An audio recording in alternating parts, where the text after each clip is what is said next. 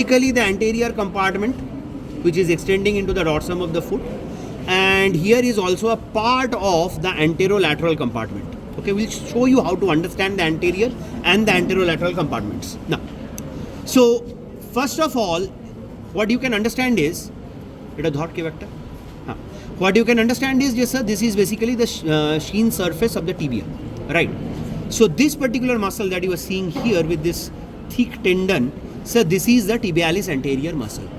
So this is where the tendon of the tibialis anterior is actually going. So you just follow this and you will go into it. Now see, just underneath the tibialis anterior, you are able to see, you have to remove it. Yeah, see, now here you are actually able to see two tendons. There are actually two tendons, right? One is this tendon which is present towards the thumb, that means this is the medial one, and this is present towards the little finger, so this is basically the lateral one. So the medial one is the tendon of the tibialis anterior. Beside this one is the tendon of the extensor hallucis longus. Now see, you can actually separate the two tendons very clearly, right? Now beside it you are seeing this particular tendon, and see its origin is from a muscle which is coming from much higher level. So it is this muscle, okay? So this particular muscle is your extensor hallucis longus, this is your extensor digitorum longus tendon. So you can also see these particular tendons getting divided into the four, okay? Now if you move a bit below and a bit deeper, what you see is this particular tendon. Now what you also need to understand here is this particular structure is your lateral malleolus. So this particular tendon is present anterior to the lateral malleolus. So, and this is originating from a much lower level. So this one is the peroneus tertius. So overall this is tibialis anterior tendon, this is extensor hallucis longus, this is extensor digitorum, and lying lateral most, this one is the peroneus tertius. Now if you go on a bit deep, what do you find? That there is a gap which is present between the extensor hallucis and the extensor digitorum is this particular gap. Show some light here. So here you are able to see, yes sir, there is definitely a nerve that is seen, this white structure, see, very clearly seen. This is accompanied by a blood vessel here, very deep.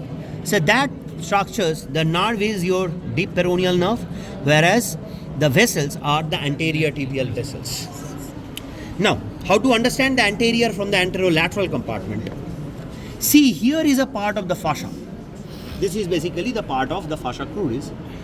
So if you lift this, you are basically covering the anterior compartment. So behind it, you are now able to see another muscle, right? And if you trace this muscle, you get this particular tendon, correct? As you follow this tendon, you find that this tendon is actually going posterior to the lateral malleolus. So it automatically tells you that this particular tendon is a tendon of the peroneus longus, because peroneus brevis lies deep to it and underneath it. So this long muscle from here, that is coming from almost at the level of the neck of the fibula, it is running down, and then you have found this particular tendon. So this particular tendon is that of the peroneus longus, and it is going to pass behind the lateral malleolus. This is going to pass behind the lateral malleolus. So our idea is, yes sir, we will first have to find the sheen. Beside it lies my tibialis anterior with the tibialis anterior tendon. Additionally, we have got the extensor hallucis longus.